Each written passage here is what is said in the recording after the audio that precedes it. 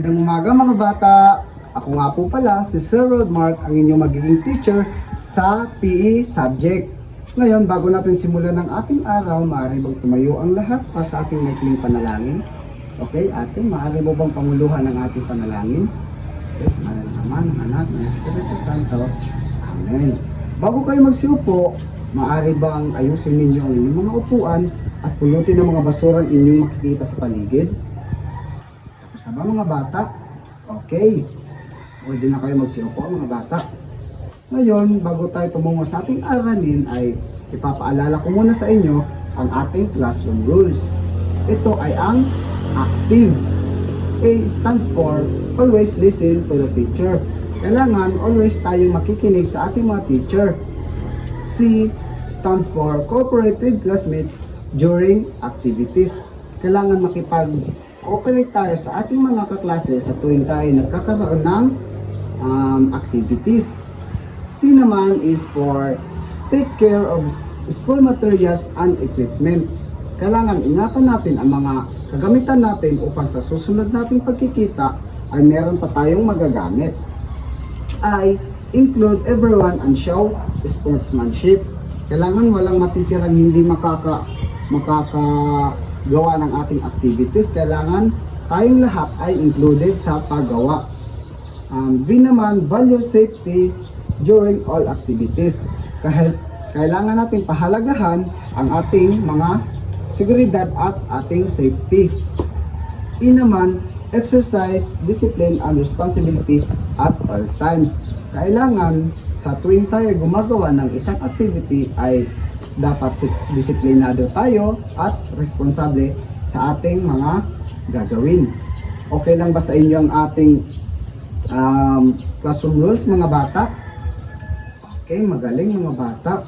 Ngayon, bago tayo tumungo, ay meron muna akong mga katanungan sa inyo. Ito. What activities do you usually do before playing sports? Ano? Ika, meron ka? Exercise? Magaling. Bakit mahalaga ang exercise bago tayo magsimula ng ating activities? Tama. Dahil inihahanda nito ang ating katawan bago tayo sumabak sa isang laro o sports. Ngayon mga bata, nagets niyo lang ba? Okay. Ngayon ay ipapaalala ko muna sa inyo ang ating layunin. By the end of today's lesson, you will be able to identify, demonstrate, and explain the importance of proper warm-up and cool-down. Can anyone tell me why learning proper warm-up and cool-down is important before doing the activity? Bakit daw mahalaga ang proper warm-up at cool-down bago tayo magsimula at pagkatapos ng ating activity? Ano? Okay, magaling. Mahalaga ang warm-up upang maihanda ang ating katawan sa ating gagawin na activity.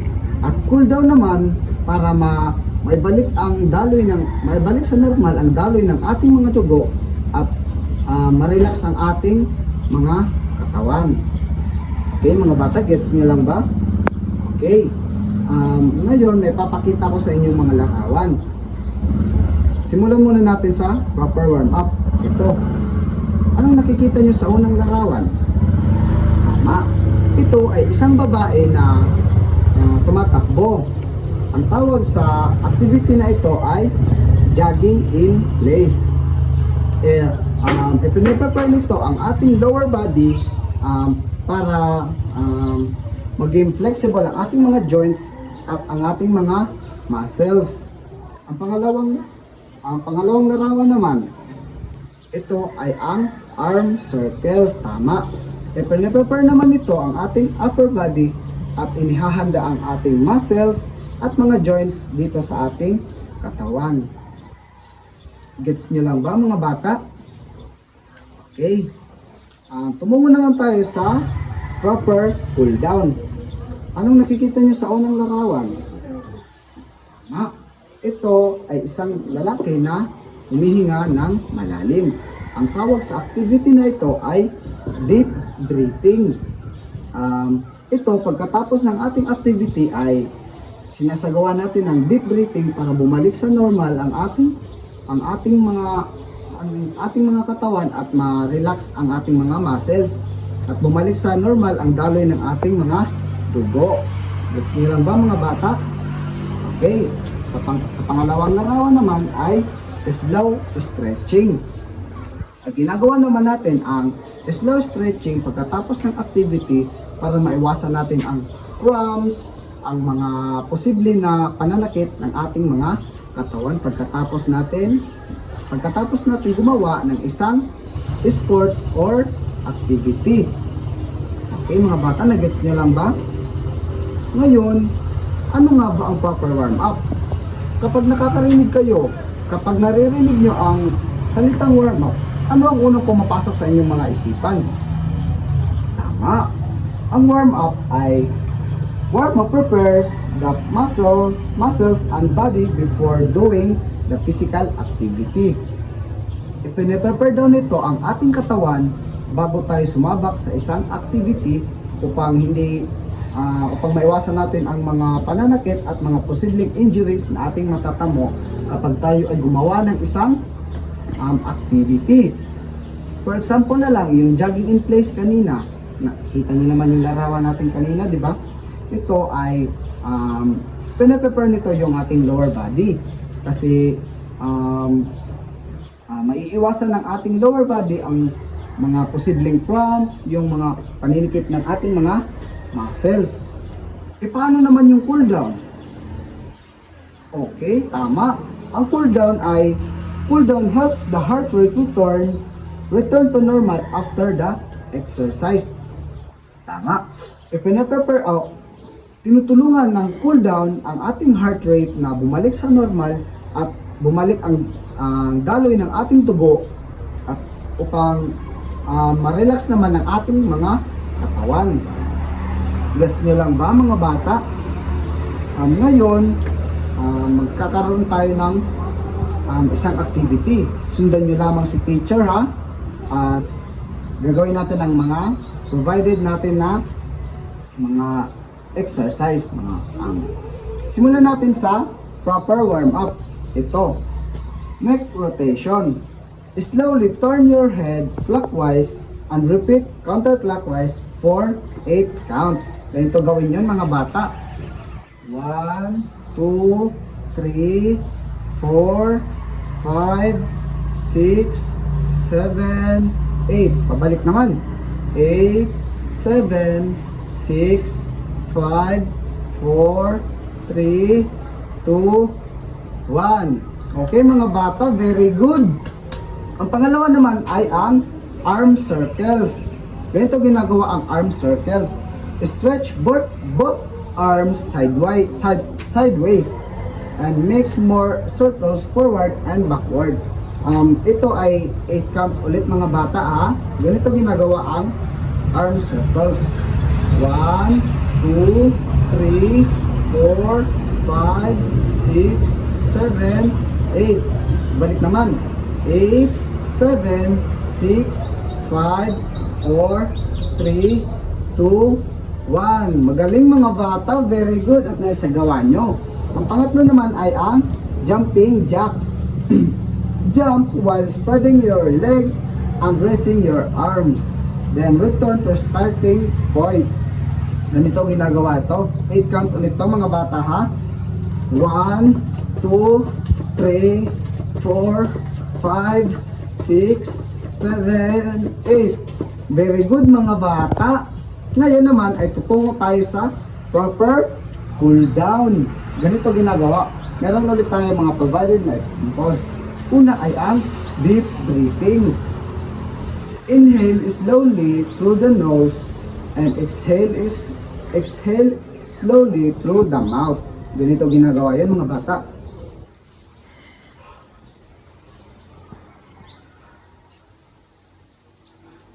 Gawin nyo lamang ito ng ilang ulit at kapag nararamdaman nyo na mas gumagaan ang inyong pakiramdam ay pwede nyo na itong ihinto. Kapag bumalik na sa normal ang daloy ng ating mga dugo at hindi na tayo pinagpapawisan masyado. Pangalawa naman ay ang two-touch stretch. Una ay stand straight and slowly bend down to reach your toes. Ganito ginagawa yan mga bata. 1, 2, 3, 4, 5, 6, 7, 8. Yun mga bata. Pangatlo naman ay ang slow walking. Ganito ginagawa yon. Walk slowly around the area to relax your arms and shoulders. Ganito ginagawa yon mga bata. Ganyan. Ulit-ulitin nyo lamang ito hanggat sa bumalik na at maging relax na ang inyong mga katawan. Gets nyo ba mga bata? Magaling, mahusay. Ngayon, at alam nyo na kung ano ang mga proper warm-up at exercise, ay tatawag ako ng dalawang estudyante.